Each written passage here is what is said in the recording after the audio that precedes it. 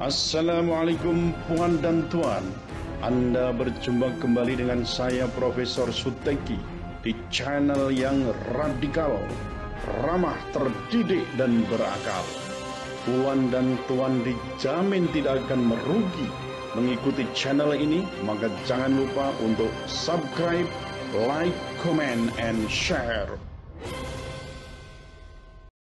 Problematika umat, memikirkan dinamika ekonomi politik yang sangat berhubungan dengan kehidupan umat, dan tentunya kita bagian dari umat harus memikirkan kondisi-kondisi tersebut. Dan para jamaah, baik jamaah yang sudah berada di tempat dan juga jamaah di jagat sosial media, kita pernah kemarin tentunya melihat berita-berita yang sangat kencang masuk informasi lewat handphone kita via media internet, bagaimana aksi 11 April yang dijalankan oleh mahasiswa karena tergerak oleh beberapa hal yang akan kita bahas hari ini. Tentunya dengan kondisi yang sudah sedemikian rupa, yang sebenarnya kita sudah sama-sama tahu bahwa kondisi hari ini sudah banyak yang perlu perubahan. Dengan segala rupa yang terjadi yang menimpa masyarakat dan umat Islam, tentunya akhirnya publik bertanya-tanya, kalau sudah kondisinya seperti ini, apa yang harus kita lakukan? Apakah diam saja ataukah seperti apa? Nah, insya Allah dalam pertemuan kali ini sudah hadir banyak para tokoh dan para ulama sejadobetabek yang akan bersumbangsi menyampaikan gagasan pemikiran dalam melihat kondisi umat kekinian, yang dengan itu kita bisa memberikan solusi terbaik. Karena umat hari ini kebingungan, apakah solusi yang hari ini terjadi, ya, ketika aksi-aksi banyak dilakukan oleh mahasiswa karena tergerak untuk bisa merubah keadaan yang cukup mencekik masyarakat dengan gejala-gejala yang pasti. Semisal sudah resmi pemerintah sudah mencapai hutang 7.000 triliun, dan tentunya itu akan berefek kepada sendi-sendi kehidupan masyarakat manapun. Dan juga yang terbaru kemarin dan masih terasa sampai hari ini dan mungkin ke depannya masih juga terasa, naiknya beberapa kebutuhan pokok seperti minyak goreng dan juga BBM. Yang anehnya, Indonesia yang merupakan negara penghasil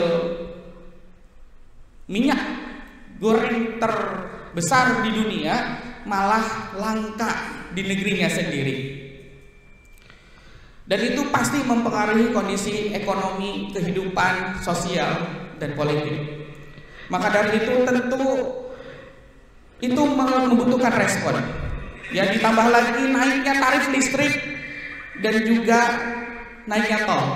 Jadi bapak-bapak yang sudah berencana untuk mudik, bersiap-siap menambah budget mudiknya karena tarif tol akan naik di mudik tahun ini. Dan juga pertumbuhan ekonomi stagnan dan lambat. Ditambah lagi PPN naik menjadi 11%. Yang itu sangat mempengaruhi kondisi masyarakat. Mungkin kalau kita survei, sepertinya lebih dari 80% akan menyatakan kami kerepotan, kami kesulitan. Namun anehnya, bapak-bapak sekalian, para jamaah, baik yang sudah berada di tempat maupun yang di jagat sosmed, anehnya dengan segala yang terjadi hari ini, kalau bisa disebut bahwa rezim hari ini telah gagal mengelola negara, namun muncul narasi-narasi yang berbalik dengan kondisi seperti tunda pemilu, narasi Jokowi 3 periode, dan lain-lainnya, yang tentunya tidak bisa kita melanjutkan kehidupan dengan pilihan-pilihan itu. Dan tentunya harus ada perubahan. Pertanyaannya, perubahan itu akan dibawa ke arus mana?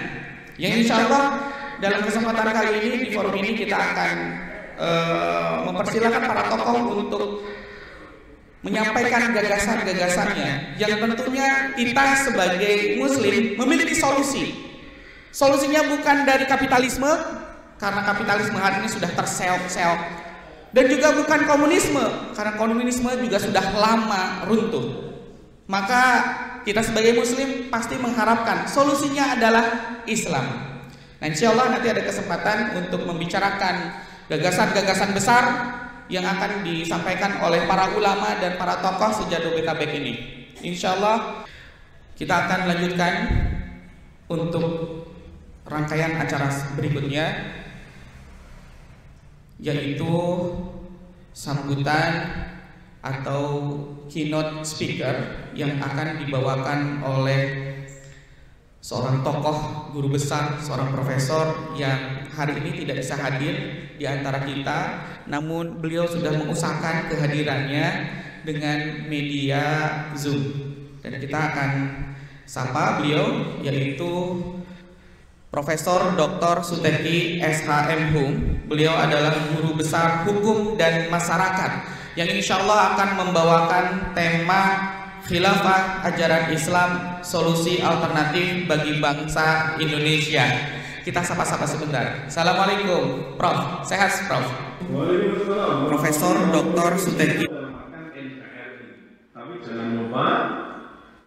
jangan lupa juga untuk mengontrol pemimpin baru sehingga dia tidak melenceng dari kepentingan rakyat. Nah, lalu atas komentar yang cukup panjang ini, saya kemudian mengajukan sebuah pertanyaan.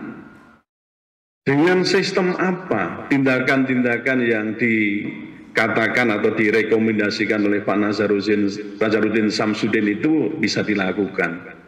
Di bawah sistem pemerintahan apa? Monarki, demokrasi, yang dalam hal ini sebenarnya jelas ya sudah punya potensi bobrok ya. Ini kebobrokannya sebenarnya sudah disinyalir sejak 600 tahun sebelum Masehi, yaitu sejak Sokrates dan Plato. Dan Anda tahu sendiri bahwa Sokrates itu kan dihukum mati juga karena apa? Demokrasi. Jadi baik buruk dan mulia tidaknya perbuatan Sokrates waktu itu yang mengkritisi demokrasi dan berbuat skeptis itu dinilai hanya dari sisi hitungan yang waktu itu memang memungkinkan di Athena itu masih melakukan pemungutan atau voting ya langsung di situ. Nah, kebetulan yang mayoritas itu menyatakan Sokrates bersalah dan harus dihukum, ya akhirnya dihukum mati Sokrates itu. Nah, atau mungkin ada alternatif lainnya ya sebagai solusi yang tuntas. Ya. Jawabnya kalau menurut saya tadi sudah disinggung oleh pembawa acara tadi bahwa atau hostnya ya, sebenarnya sistem pemerintahan Islam itu sebagai salah satu solusi alternatif. Apakah mau disebut dengan imamah atau mungkin disebut dengan khilafah, saya kira itu persoalan nomenklatur saja. Jadi sebenarnya kalau kita perhatikan ada proposal baru yang dapat diajukan sebagai alternatif penyelesaian segala carut marut ya tadi sudah disampaikan pula di NKRI ini, yaitu apa? Solusi tuntasnya adalah sistem pemerintahan yang kita sebut tadi sistem pemerintahan Islam, apakah dengan istilah imamah ataupun juga khilafah. Sebagai apa? Khilafah atau imamah ini jelas kita pahami sebagai bagian dari ajaran Islam, khususnya yang terkait dengan fikih siasat. Nah, saya ini beberapa kali kan ya karena kitab-kitab saya itu kan terbatas ya. Bola-balik ya saya katakan kitab ini ya yang dikarang oleh Haji Sulaiman Rasyid yang judulnya Fikih Islam. Itu jelas di bab ke-15, lalu bab 15 halaman 494 sampai 507 itu jelas disebutkan mengenai bab tentang ya judulnya Kitab Al-Khilafah. Di sini banyak yang judulnya Fikih Islam. Itu jelas di bab ke-15 dasar-dasar khilafah, hak mengangkat halaman 494 sampai 507 jelas disebutkan mengenai bab tentang judulnya Kitab Al-Khilafah. Ini saya simpulkan, di sini banyak yang judulnya khilafah itu adalah bagian dari ajaran Islam yang tadi saya sebutkan sebagai bagian dari fikih siasah. Saudara sekalian, namun sebagaimana kita ketahui, sistem ini kan terkesan ditolak sebelum didiskusikan, terutama oleh siapa? Oleh pengidap Islamofobia itu ya, yang terkait dengan ajaran Islam ya, khususnya tentang jihad, tentang khilafah, yang dalam hal ini, namun tentu saja kita kalau berbicara tentang sistem pemerintahannya mesti bernegara itu adalah ala Nabi yang terutama oleh ulama Rasidin. Ya contohnya saja yang jelas ya bagaimana Rasulullah dan kemudian juga para sahabat itu mengatur pemerintahan negara di Madinah. Nah, pertanyaan yang perlu diajukan adalah salahkah mengikuti cara bernegara ala Nabi ya. Nah, ini ada ya, belum lagi ada tokoh ya, tokoh nasional yang sekaligus juga Menko Polhukam, Pak Mahfud MD itu menyatakan bahwa haram hukumnya mendirikan negara ala Nabi di negeri ini. Kalau saya catat, saudara sekalian, ada 2 kali beliau itu menyatakan persoalan keharaman ya, mendirikan negara ala Nabi ini. Yang pertama dalam diskusi Harapan Baru Dunia Islam ya, judulnya itu, meneguhkan hubungan Indonesia-Malaysia di gedung PBNU pada tanggal 25 Januari 2020. Pak Mahfud MD itu menjelaskan bahwa ada beberapa alasan mengapa negara boleh diikuti. Dia mengatakan begini, kita dilarang mendirikan negara seperti yang didirikan Nabi, karena negara yang didirikan Nabi merupakan negara teokrasi, di mana Nabi mempunyai 3 kekuasaan sekaligus. Nah, alasannya begitu, yaitu kenapa tidak diikuti karena 3 kekuasaan sekaligus di tangan Nabi. Apakah itu kekuasaan legislatif, eksekutif, maupun yudikatif. Nah, Nabi Muhammad SAW yang membuat hukum berdasarkan wahyu Allah. Kalau dulu Rasulullah dipandu langsung oleh Allah dengan wahyu, lalu sekarang wahyu siapa? Karena tidak ada lagi Nabi atau Rasul. Itu yang pertama. Yang kedua, pada tahun ini, saudara sekalian, belum lama ini, tahun 2022 kemarin kalau tidak salah di UGM ya, di masjid atau maskam UGM ketika memberikan kuliah atau kuliah 7 menit ya istilahnya dengan kultum itu, beliau menyatakan sama bahwa haram hukumnya mendirikan sebuah negara layaknya pada zaman Nabi Muhammad SAW tanpa menyebut dalil. Pak Mahfud itu mengeluarkan hukum haram mendirikan negara yang tadi saya sebutkan itu. Kita nggak bisa, dia mengatakan begitu, kita nggak bisa dan dilarang negara seperti yang dibentuk oleh Nabi, nggak boleh, haram hukumnya. Nah gitu. Nah, saudara sekali, menurut saya kalau Pak Mahfud tadi mengatakan terus wahyu siapa yang dipakai? Ya tentu adalah wahyu Allah dalam Al-Quran. Lalu apalagi dasarnya? Tentu hadis Rasulullah dan juga ijtihad para ulama. Mestinya kan begitu ya mikir kita itu, karena sumber hukum Islam itu kan bukan hanya Quran atau langsung taruhlah wahyu dari Allah, enggak harus ada Nabi di situ kan, tidak, karena sudah ada peninggalan Nabi itu ya berupa Quran dan hadis, sekaligus nanti hukum juga bersumber pada ijtihad para ulama. Nah, saudara sekalian, pertanyaan yang perlu saya sampaikan selanjutnya tetap pada fokus pada tadi, apakah betul mengikuti cara Nabi itu salah? Dan kita juga perlu bertanya, apakah kita tidak sadar ya, bahwa selama ini kan kita menempatkan Rasulullah itu sebagai uswatun hasanah, suri tauladan yang terbaik. Nah, tentu saja kan kita tidak hanya menadani hanya persoalan sholat, zakat, kemudian haji atau puasa, bukan hanya itu, tetapi juga Rasulullah sudah memberikan contoh bagaimana mengelola negara, mengelola harta, yang bagaimana juga berhubungan dengan negara luar, berperang, berdagang.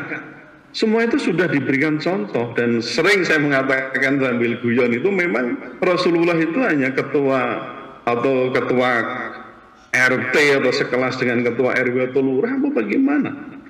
Nah, saya kira kok tidak fair ya bila kita mengharamkan khilafah dan juga sekaligus memusuhi orang-orang yang mempelajari dan juga mendakwahkan khilafah itu. Saya kira ini sama sekali tidak fair. Mengapa saya katakan tidak fair? Yang pertama, karena dalam sejarah selama 1300 tahun umat Islam itu kan memang dalam kepemimpinan dengan sistem kekhalifahan, apapun bentuk dan juga variasinya. Bahkan beberapa wilayah Indonesia juga sempat kan menjadi wakil atau ya paling tidak ada hubungan khusus ya bagaimana dengan kekhalifahan Utsmani, misalnya yang terjadi di Demak, di Yogyakarta, bukti-buktinya sampai sekarang pun tetap bisa kita lacak. Kemarin ada film ya, film bagaimana jejak kekhalifahan itu di Nusantara, itu juga kita sudah saksikan semua betapa ada hubungan yang langsung dan tidak langsung bagaimana sistem atau kerajaan yang ada, kerajaan Islam yang ada di Indonesia itu berhubungan dengan kekhalifahan di Arab. Nah, lalu kita juga perlu bertanya, bukankah kita juga waktu kita melawan Belanda itu pun juga ada pengaruh bagaimana bantuan kekhalifahan itu dalam rangka kita melawan penjajah Belanda. Nah, apakah dalam hal ini kita juga mau mengatakan tidak pernah ada? Nah, kalau sudah seperti itu berarti apa kita itu sudah sifatnya itu ahistori.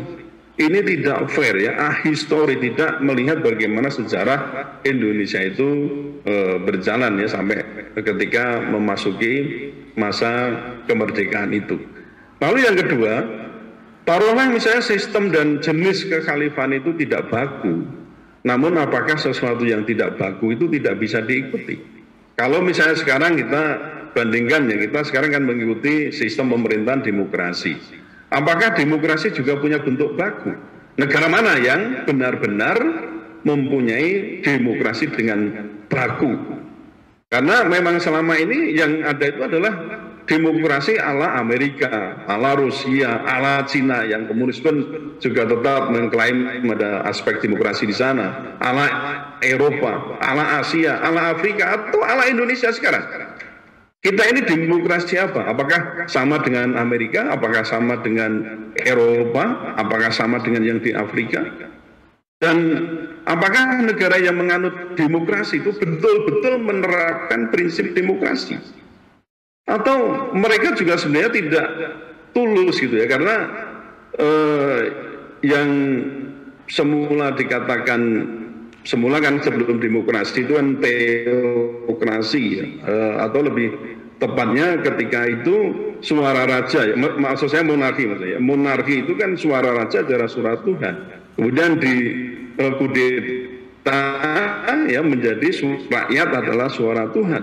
Nah, apakah kemudian dalam hal ini betul seperti ini maksud saya? Karena rata-rata justru yang menyatakan demokrasi itu mereka membunuh dirinya sendiri dengan apa? Melakukan tindakan-tindakan yang sebenarnya bertentangan atau kontraproduktif dengan prinsip-prinsip demokrasi. Maka ada satu buku yang sering juga saya kutip, itu buku yang dikarang oleh Ziblatt dan juga Levitsky itu mengenai How Democracies Die. Democracies Die itu ternyata demokrasi itu bisa mati oleh siapa? Oleh orang yang dulu sebenarnya dipilih juga katanya secara demokratis. Lalu yang ketiga, seandainya memang sistem pemerintahan Islam itu dikatakan tidak sesuai dengan karakter bangsa Indonesia yang sering kita kan menyatakan bahwa wah ini kita kan majemuk, beragam, pluralistik. Tapi apakah kita juga pernah belajar ya dari sisi sejarah bahwa ketika sistem pemerintahan Islam itu dijalankan oleh Rasulullah ya di Madinah dan juga Khulafaur Rasyidin itu, apakah betul masyarakat Madinah itu mungkin? Bahkan ketika kita lihat ya sejarah itu di tahun 622 ketika Sakhofah Madinah atau Piagam Madinah itu dibuat, sebagian besar penduduk Madinah bukanlah Muslim. Itu fakta sejarah. Jadi kalau alasannya karena pluralitas macam-macam ini kemudian sistem pemerintahan Islam nggak bisa dijalankan, itu berarti juga bersifat ahistoris. Jadi saudara sekalian, itu yang ketiga. Kemudian yang keempat, memang kalau kita lihat dari sejarah juga terbukti bahwa varian kekhalifahan itu kan beragam. Namun sebagai manusia yang dibekali oleh Allah berupa cipta rasa dan juga karsa, tidak bisakah kita itu menyaring, memilah dan juga memilih sistem kekhalifahan yang terbaik dari sekian banyak variasi kekhalifahan itu? Nah, tentu saja yang kita ikuti ya paling murni ya ketika Rasulullah ya memimpin pemerintahan, sekaligus kalau kita ngomong kekhalifahan berarti pada saat di zaman Khulafaur Rasyidin kan begitu. Jadi kalau kita perhatikan betul di situ memang kita harus menentukan ya, kalau tidak salah dalam hal ini bagaimana sistem pemerintahan yang terbaik, karena pun umat Islam juga masih berbeda pendapat kan. Bahkan ada yang mengatakan ini khilafah ala siapa? Ala FPI, ala HTI, atau ala siapa? Padahal kita tahu ya namanya kekhalifahan, kita contoh aja bagaimana Rasulullah memimpin negara atau Khulafaur Rasyidin memimpin negara. Itu yang kita kembalikan ke sana gitu loh. Jadi kalau umat Islam terus-menerus berpecah belah ini mana mungkin yang tadi kita katakan sebagai sebenarnya alternatif solusi, tapi umat Islam sendiri kan masih berdebat persoalan kekhalifahan itu. Kalau saya sebenarnya gampang. Terus kalau misalnya bingung persoalan khilafah, ya sudahlah, pokoknya yang penting bagaimana syariat Islam itu bisa dijalankan di bumi Nusantara misalnya, itu aja. Mau dengan sebutan apa sekarang caranya, tapi kan nanti akan kembali lagi. Terus bagaimana caranya biar sistem syariat Islam itu bisa dijalankan? Nah, kalau didasarkan pada didasarkan pada demokrasi, apakah mungkin syariat Islam itu bisa dijalankan secara kafah? Saya sering memberikan contoh bagaimana yang terjadi di di Aceh misalnya. Aceh sudah diberikan kesempatan untuk menjalankan syariat Islam sebagaimana diatur dalam undang-undang itu tahun 2006, itu sudah ada. Tetapi sekarang mana bisa Aceh itu menjalankan syariat Islam secara kafah? Tidak bisa.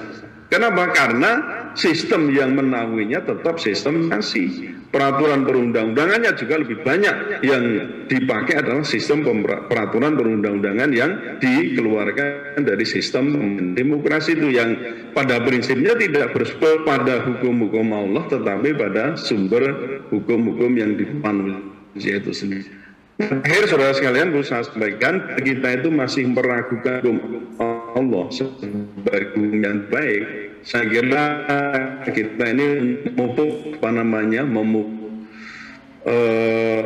keimanan kita. Ya, tampaknya kita belum pantas ya disebut sebagai insan yang beriman dan bertakwa itu, dan kita masih mengambil dan juga menggunakan Islam itu secara prasmanan, kalau saya sebut begitu. Bagian yang enak itu kita ambil, bagian yang dirasa tidak enak, mengancam eksistensi kita dan seterusnya itu ya rame-rame kita kan halo ke luar jauh, bahkan kita musuhi. Nah, kalau demikian bagaimana mungkin kita punya sistem yang jelas itu dijamin kehebatannya, kesempurnaannya, kemuliaannya itu bisa kemudian kita terapkan kalau misalnya kita masih ragu dengan apa yang sebenarnya diturunkan oleh Allah. Saya sering mengatakan, lah ya dengan Quran aja kita itu masih ragu gitu loh ya. Dengan Quran masih ragu, dengan hadis as-sunnah kita masih ragu, apalagi kalau orang ditunjukkan ini ijma ulama, wah, apalagi begitu. Jadi kadang-kadang kita berpikir sebenarnya keimanan kita itu sejauh mana gitu loh. Betulkah kita iman pada Allah, pada Rasul, pada kitab-kitabnya dan seterusnya itu. Jadi masih banyak kita perlu pertanyakan terhadap kita, maksud kita itu umat Islam itu. Nah, akhir kata sebagai sebuah proposal, saudara sekalian, mestinya semua pihak itu menyikapi secara fair, objektif, sebagai sebuah gagasan yang dapat didiskusikan dengan hati dan pikiran yang jernih. Tidak boleh ada a priori, alergi, dan kemudian berniat untuk apa? Mempersekusi proposal tersebut. Ingatlah bahwa ini seorang filsuf yang bernama Heraklitus yang pernah mengatakan the world is flux, ya, the world is flux. Dunia ini pantarik, mengalir tiada henti, dan kekuasaan pun itu dipergilirkan oleh Allah. Demokrasi pun dapat tumbang. Kalau diperhatikan, ya, siapa yang bisa menjamin demokrasi akan terus-menerus berjaya di muka bumi ini? Suatu saat saya juga akan yakin bahwa itu akan digantikan oleh sistem pemerintahan yang paling sempurna, yang tidak lain adalah bagaimana Allah menuntun dan juga Rasul menuntun, yaitu sistem pemerintahan Islam atau kita sebut dengan kekhalifahan. Nah, pada akhirnya saya ingin juga menyampaikan di sini bahwa kita akan pilih mana, ya, perpanjangan masa jabatan presiden dengan berbagai skenario itu, amandemen, ya, untuk menunda pemilu, menambah masa jabatan, atau juga kita sebut dengan akan diamandemen untuk 3 periode misalnya, atau kita ingin menerima dan menerapkan sistem pemerintahan Islam atau khilafah atau kita sebut tadi imamah sebagai bagian dari ajaran Islam. Agar tadi saya kembali ke awal tadi, harapan yang tadi disampaikan Pak Nasaruddin Samsudin itu terwujud, ya, atau masihkah kita akan mempertahankan sistem pemerintahan demokrasi yang tadi saya sebut cacat celahnya itu sudah terjadi sejak 600 tahun sebelum Masehi, ya, tadi pada saat Sokrates dan juga Plato. Saya kira hanya sebuah kedunguanlah yang membuat kita itu mau terjerumus berkali-kali di lubang kesalahan yang sama. Nah, ini yang mungkin perlu didiskusikan lebih lanjut pada kesempatan ini. Semuanya saya kira legal, ya, bahkan komunis saja bisa didiskusikan secara ilmiah selama itu tadi tidak ada pemaksaan, penggunaan kekerasan, apalagi melakukan makar. Selamat berdiskusi, semoga mendapat pencerahan untuk kita sendiri dan pencerahan umat. Assalamualaikum warahmatullahi wabarakatuh.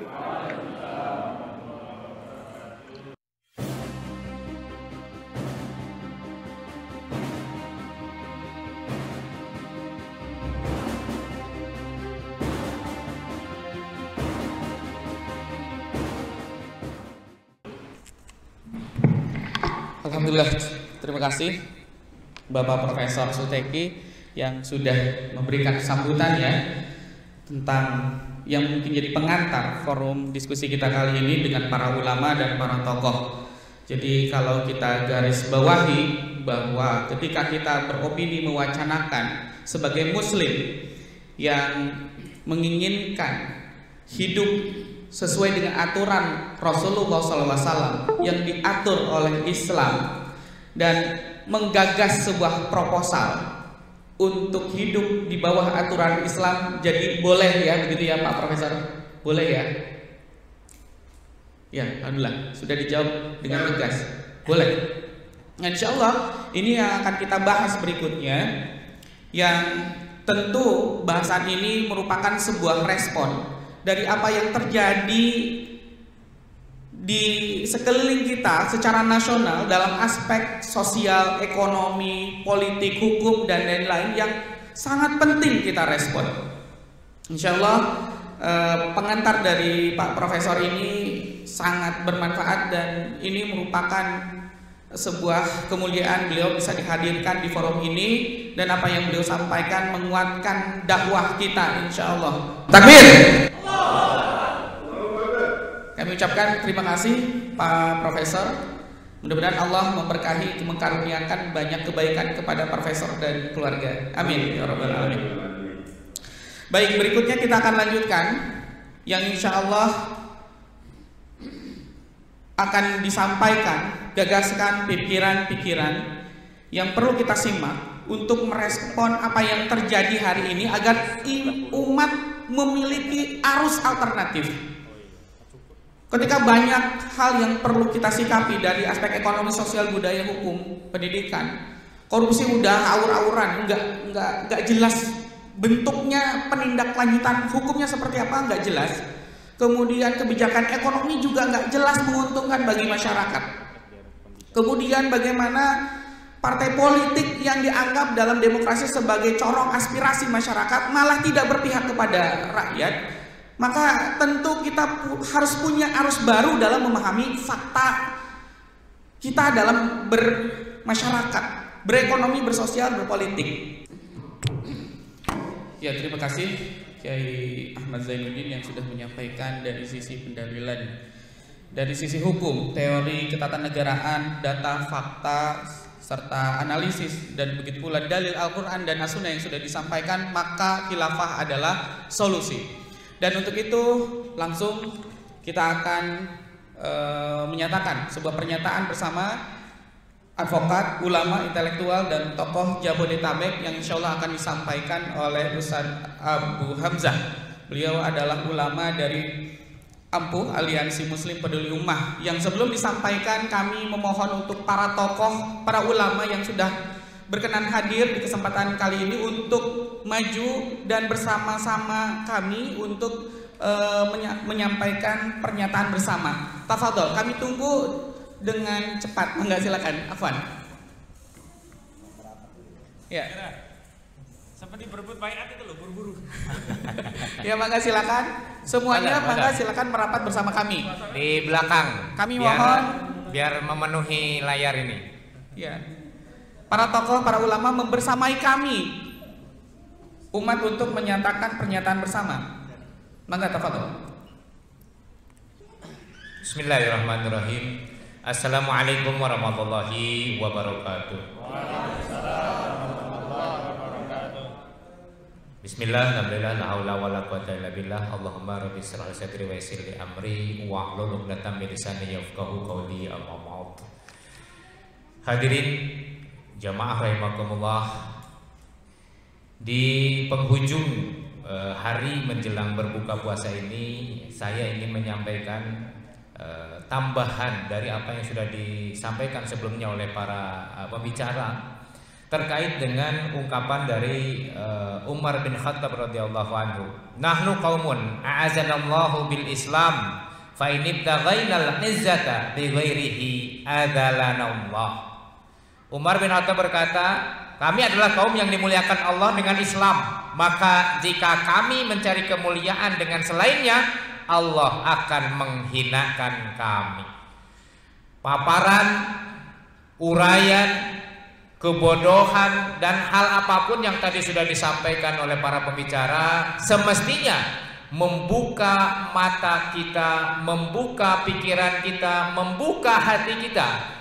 Berbagai penawaran solusi yang semuanya bermuara kepada akal manusia tidak pernah memberikan penyelesaian yang hakiki. Persoalan apapun, minyak goreng, BBM, kenaikan pajak, pengelolaan sumber daya alam, dan lain sebagainya, semua ini hanya akan menemukan kedoliman demi kedoliman, bukan kebaikan dan kesejahteraan yang tentu saja hanya akan mungkin diwujudkan manakala syariat Islam dalam bingkai negara khilafah mampu diwujudkan dalam kesempatan kita hari ini. Maka terkait dengan itu semua, kami ingin menyampaikan pernyataan bersama advokat, ulama, intelektual, dan tokoh Jabodetabek tentang tunda pemilu Jokowi 3 periode, pemilu 2024, pemilu dipercepat atau percepat tegaknya khilafah. Dinamika politik nasional telah mengantarkan bangsa Indonesia pada pilihan-pilihan politik yang sangat menentukan masa depan negeri yang mayoritas berpenduduk muslim terbesar di dunia ini. Perubahan politik Indonesia diyakini akan sangat mempengaruhi peta politik Islam global dan dunia pada umumnya. Perdebatan tentang wacana tunda pemilu, presiden 3 periode, pemilu 2024, pemilu dipercepat atau percepat tegaknya khilafah perlu untuk dikaji dan diambil sikap sekaligus disampaikan pandangan yang berasaskan Islam, berorientasi pada masa depan dan kemaslahatan umat, serta sejalan dengan kabar gembira atau bisyarah sebagaimana telah disampaikan oleh junjungan kita Sayyidina Muhammad sallallahu alaihi wasallam. Berkenaan dengan itu, advokat, ulama, intelektual, dan tokoh Jabodetabek secara seksama perlu mempertimbangkan hal-hal sebagai berikut. 1. bahwa problem yang mendera bangsa Indonesia memiliki karakter sistemik, gabungan antara problem rezim dan sistem. Rezim yang memimpin bangsa Indonesia adalah rezim yang korup, tidak amanah, zalim, dan tidak berpihak kepada umat Islam. Adapun secara sistem, bangsa Indonesia telah dicengkram dan benar-benar menerapkan kapitalisme liberal dalam seluruh aspek kehidupan, baik di bidang politik, ekonomi, hukum, sosial, pendidikan, dan berbagai sektor kehidupan lainnya. 2. Bahwa keinginan sejumlah elit politik untuk mempertahankan dan atau memperpanjangkan usia rezim Jokowi, baik dengan modus tunda pemilu maupun mewacanakan 3 periode jabatan presiden, jelas-jelas bertentangan dengan konstitusi, khususnya ketentuan pasal 7 pasal 22E ayat 1 dan 2 Undang-Undang Dasar 1945. Karena itu perlu ditegaskan bahwa melakukan penundaan pemilu maupun menambah periode jabatan presiden adalah tindakan yang jelas-jelas ilegal dan inkonstitusional. 3. Bahwa umat Islam harus melakukan aktivitas amal berdasarkan akidah dan syariat Islam. Isu yang menjadi pokok utama pembahasan bukanlah konstitusional atau inkonstitusional, melainkan seluruh tindakan dan amal yang dilakukan harus syar'i. Oleh karenanya, konstruksi berpikir yang harus dibangun untuk menyelesaikan seluruh problematika bangsa Indonesia harus didasarkan pada akidah dan syariat Islam, bukan atas dasar atau pertimbangan lainnya. 4. Bahwa meskipun tidak terjadi penundaan pemilu, tidak terjadi penambahan masa jabatan Presiden Jokowi melaksanakan pemilu sesuai dengan agenda tahun 2024 atau bahkan mempercepat pelaksanaan pemilu, semua tindakan tersebut diyakini tidak akan mampu menyelesaikan berbagai sengkarut dan problematika yang mendera bangsa Indonesia.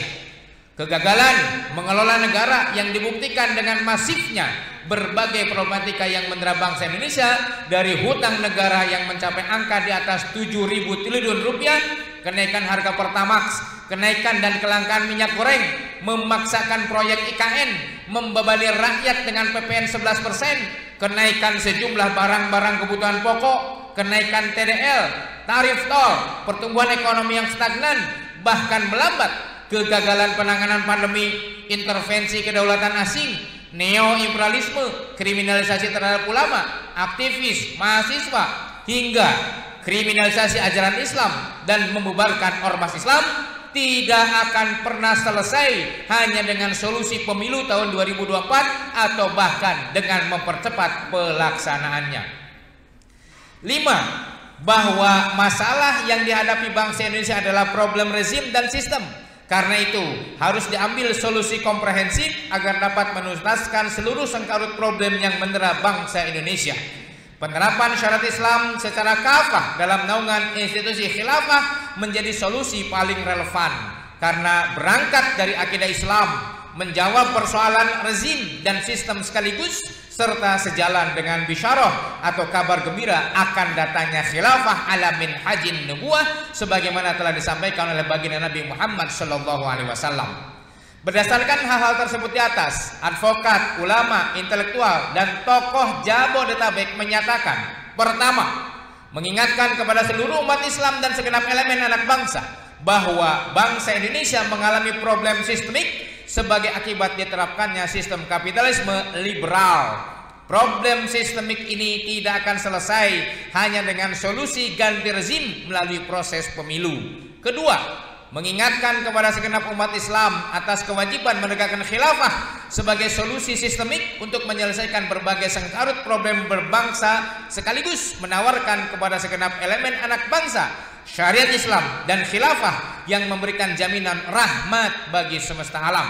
Ketiga, mengajak seluruh umat Islam khususnya yang berada di negeri ini untuk melipat gandakan perjuangan untuk mempercepat tegaknya khilafah sebagai ikhtiar untuk menyongsong bisyarah dari baginda Nabi sallallahu alaihi wasallam tentang datangnya khilafah ala minhajin nubuwah. Saat khilafah tegak dari negeri ini, maka umat Islam di Indonesia mendapatkan kehormatan dan kemuliaan menjadi titik awal tegaknya peradaban Islam, dan dari negeri ini khilafah akan menyatukan negeri-negeri kaum muslimin lainnya sekaligus menebarkan rahmat Islam ke seluruh penjuru dunia.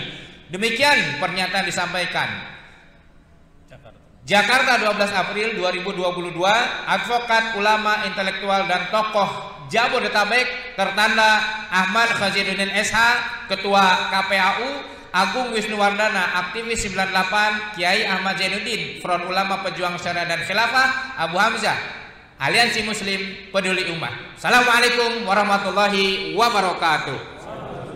Takbir, takbir, takbir.